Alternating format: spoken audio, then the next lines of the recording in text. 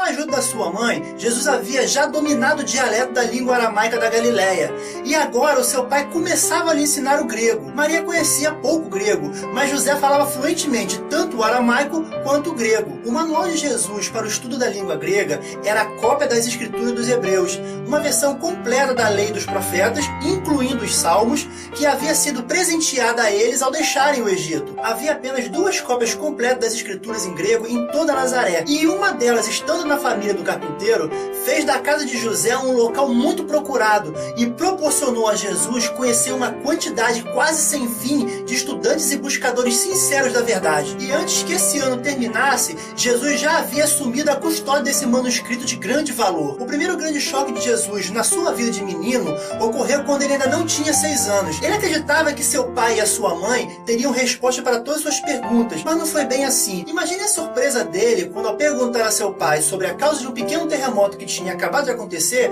ele escutou de José: "Meu filho, eu realmente não sei." Assim começou a desilusão de Jesus ao descobrir que os seus pais terrenos não eram todos sábios nem todos conhecedores. O primeiro pensamento de José foi dizer a Jesus que o terremoto havia sido causado por Deus, mas uma reflexão momentânea o fez pensar que essa resposta iria imediatamente causar outras perguntas ainda mais embaraçosas. Mesmo com pouca idade, era muito difícil responder as perguntas de Jesus sobre os fenômenos físicos ou sociais, dizendo a ele sem pensar que Deus ou que o diabo eram responsáveis por aqueles acontecimentos. Já em harmonia com as crenças do povo judeu, Jesus já estava disposto a aceitar a doutrina dos bons e dos maus espíritos como explicação possível dos fenômenos mentais e espirituais.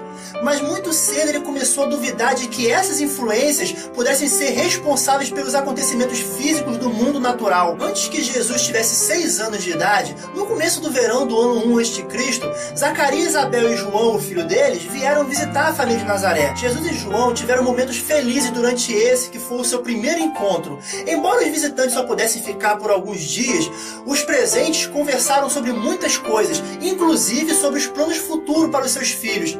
E enquanto se ocupavam com isso, os pequenos brincavam com blocos de areia lá na parte de cima da casa, divertindo-se de muitas outras maneiras ao verdadeiro modo da molecada. Tendo conhecido João, que veio de perto de Jerusalém, Jesus começou a demonstrar um interesse imprevisível sobre a história de Israel e passou a perguntar com detalhes profundos sobre o significado do sabate, dos sermões da sinagoga e sobre as festas repetidas de comemorações. Seu pai lhe explicou calmamente o significado de todas as celebrações das estações. A primeira festa, a da iluminação festiva do meio do inverno, durava 8 dias, começando com uma vela na primeira noite e adicionando uma nova a cada noite, e comemorava a consagração do templo depois da restauração dos serviços mosaicos por Judas Macabeu. Em seguida, vinha a festa do princípio da primavera, a celebração do Purim, a festa de Esté e da celebração de Israel por intermédio dela. Logo viria a Páscoa solene, que os adultos celebravam em Jerusalém quando possível, enquanto em casa as crianças se lembrariam de que nenhum pão fermentado deveria ser consumido durante toda a semana. Mais tarde vinha a festa das primeiras frutas, a entrada da colheita e, afinal, a mais solene de todas, a festa do Ano Novo, o dia das expiações e propiciações. Embora algumas das celebrações e observâncias fossem difíceis para a jovem mente de Jesus entender,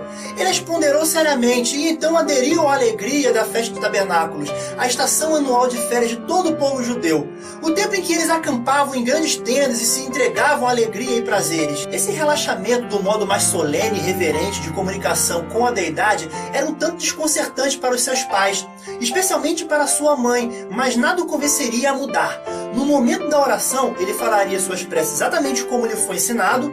Depois das preces, ele insistia em ter só uma pequenininha assim, só uma pequena conversa com meu Pai do céu. Em junho desse ano, José cedeu a loja de Nazaré a seus irmãos e começou seu trabalho como empreiteiro. Antes que o ano terminasse, a renda da família havia mais do que triplicado.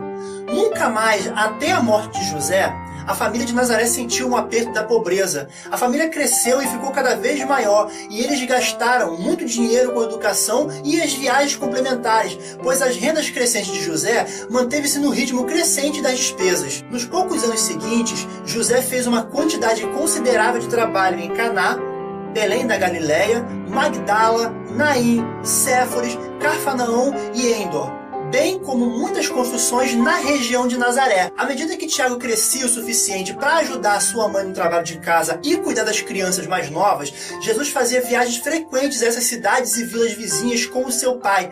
Jesus era um excelente observador e adquiriu muito conhecimento prático nessas viagens para longe de casa. Estava constantemente acumulando conhecimentos a respeito do homem e do modo como todos viviam na terra. Nesse ano, Jesus fez grandes progressos ajustando os seus fortes sentimentos e seus impulsos vigorosos às demandas da cooperação com a família e com a disciplina do lar. Maria era uma mãe muito amorosa, mas bastante exigente como disciplinadora.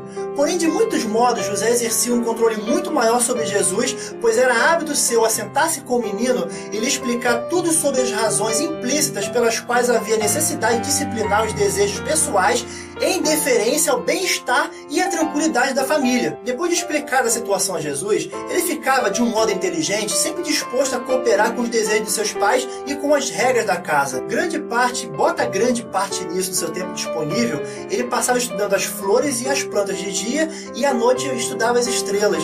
Ele se deitava de costas e ficava contemplando o céu estrelado, até muito depois da hora de dormir. Lembrando que estou fazendo apenas um grande resumão da história, mas se você quer conhecer a história completa, acesse o site que está aqui embaixo na descrição, www.alemdovéu.info, e faça o download gratuitamente do livro de Urântia. Na próxima semana continuaremos contando a história da infância de Jesus Cristo. Não perca! E se você gostou da história e quer ajudar a propagação da mensagem do livro de Urântia, dá um cliquezinho aqui embaixo no botão gostei. E se você ainda não é inscrito no canal, mas quer ser avisado quando tiver um vídeo novo, clica aqui nesse botão que você automaticamente vai se inscrever no canal, ok? Muito obrigado por ter assistido esse vídeo, fique com Deus e até...